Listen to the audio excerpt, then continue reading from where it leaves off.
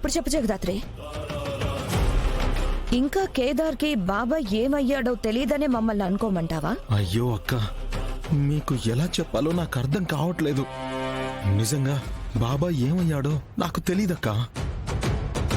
తెలియకపోతే రాత్రి గదిలోకి వెళ్లి పడుకున్న మనిషి పొద్దునకి ఎలా కనిపించకుండా పోతాడు? మీకంటే ముందే రాత్రి రూమ్లోకి వెళ్ళిపోయి మేమిప్పుడే బయటికి వస్తున్నాం. మరి మాకిలా తెలుస్తుంది నిషి? ఆఖరిసారి అడుగుతున్నాను కేదార్, మర్యాదగా బాబాయ్ని ఏం చేసావో చెప్పు, లేదంటే ఇప్పుడే పోలీసులకి ఫోన్ చేస్తాను. నిజంగా నాకేం తెలీదక్కా. నాకు తెలుసు.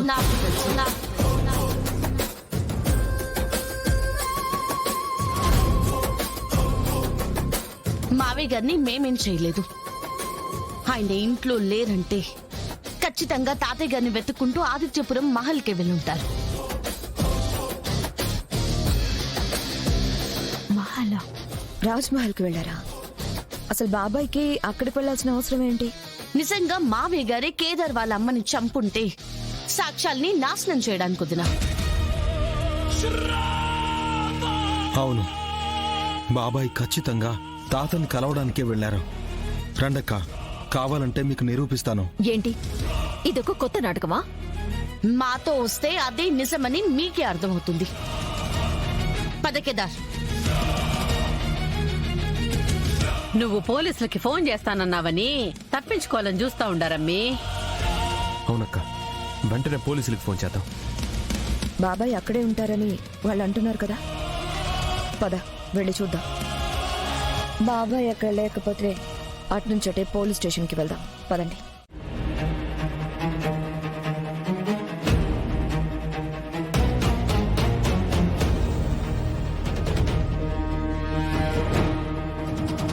కమలాకర్, నువ్వా? నువ్వెందుకు వచ్చావు ఇక్కడికి? ఎందుకొచ్చానో నీకు తెలీదా?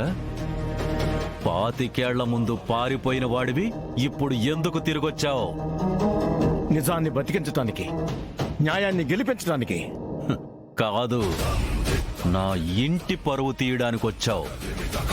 25 ఏళ్ల ముందే నా ఇంటి పరువుని కాపాడుకోవడానికి ఏం చేయడానికైనా వెనకాడలేదు. ఇప్పుడెలా చూస్తూ ఊరుకుంటాననుకున్నావు? అప్పుడు మమ్మల్ని కాపాడడానికి నా అనేవాడే లేడు. కానీ ఇప్పుడు నా మీద ఒక చిన్న గీత పడినా వాడు చూస్తూ ఊరుకోడు. ఎక్కడా ఎక్కడా ఎక్కడా నీ మనవడు? రమ్మను.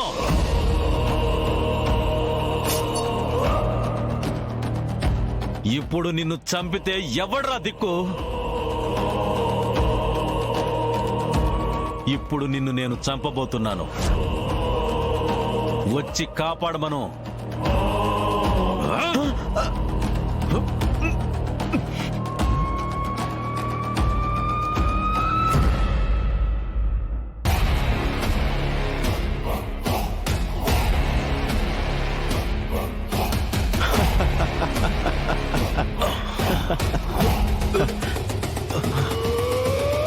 రై, ఎవర్రా మీరంతా? వదలండి. ఎవర్రా మీరు? వదలండ్రా. ఎవర్రా మీరంతా? వదలండ్రా.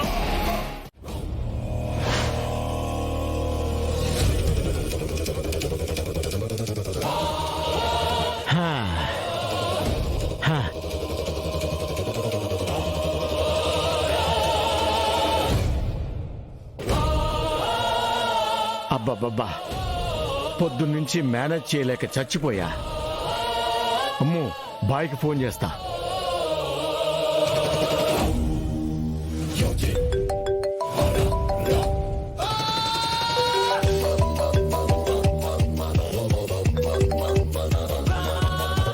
హలో తాత. నమస్తే భాయ్. ఎవరికి అనుమానం రాలేదు కదా? కొంతమందికి వచ్చింది భాయ్, నేనే ఏదో చెప్పి కవర్ చేశా. గుడ్. కేదార్ జగదాత్రికి వాళ్ళకస్సలు డౌట్ రాలేదు భాయ్. మీరు చెప్పమన్నట్టే ఆ కేదార్ వాళ్ళ అమ్మ చావుకి కారణం ఆ కమలాకర్ అని చెప్పి డైరీ కూడా ఇచ్చా. అది చదివి ఆవేశంగా ఇక్కడి నుంచి వెళ్ళిపోయాడు. సరే, కమలాకర్ రేపు పొద్దునే నిన్ను వెతుకుంటూ మహల్కి వస్తాడు. వాడి వెనకే కేదార్ కూడా వస్తారు. నువ్వు కమలాకర్ని పొడిచి ఆ కేసు కేదార్ మీదకి వచ్చేలా చేసి అక్కడి నుంచి పారిపో. మిగతాది నేను చూసుకుంటాను. సరే భాయ్, పొద్దున్నే కమలాకర్ని పొడి చేస్తా. కానీ భాయ్, ఒకవేళ వాడు చచ్చిపోతే? పోనీ అటెంప్ట్ మర్డర్ కేసు కంటే మర్డర్ కేసు ఇంకా స్ట్రాంగ్గా ఉంటుంది కదా. సరే భాయ్. దేవ మనుషుల్ని పంపుతాడు, అవసరానికి ఉపయోగపడతారు. జాగ్రత్త. సరే భాయ్. Bye bye bye bye. చెప్పు. ఇవాళ పొద్దున్నే కమలాకర్ నన్ను అటాక్ చేస్తాడని మీకెలా తెలుసు? కేదార్ కాపాడతాడని, ఆ తర్వాత కేదార్కి కమలాకర్ పేరు చెప్పమని జరిగేదంతా ముందే ఊహించి ఎలా చెప్పారు భాయ్? ఎలా అంటే సాక్ష్యానికి కమలాకర్ యువరాజు భయపడతారని నాకు తెలుసు. ఓ, రేపు కూడా ఏ తప్పు జరగకుండా చెప్పింది చేసి ఎస్కేప్ అయిపో. సరే భాయ్.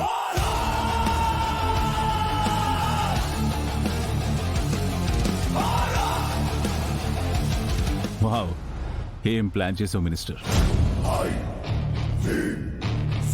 రేపటితో ఇద్దరికి ఉన్న సమస్యలు తీరిపోతాయి. ఇవాళ వజ్రపాటి ఇంట్లో జరిగిన గొడవకి రేపు కేదారే కమలాకర్నే చంపాలనుకున్నాడని కౌశికి ఈజీగా నమ్మేస్తుంది. అప్పుడిక కేదార్ జైలుకి, జగదాత్రి రోడ్డు మీద పడుతుంది. నువ్వు నీ భర్తను చంపినందుకు జగదాత్రి మీద పగ తెచ్చుకో. జగదాత్రి లేని కౌశికి వీక్ అయిపోతుంది. తను నమ్మిన తమ్ముడే తనని ఇంత మోసం చేశాడని కుంగిపోతుంది. కౌశికి ఆ బాధలో ఉన్నప్పుడే యువరాజ్ సీఈఓ అయిపోతే ఇక నాకు ఈ సిటీలో తిరిగి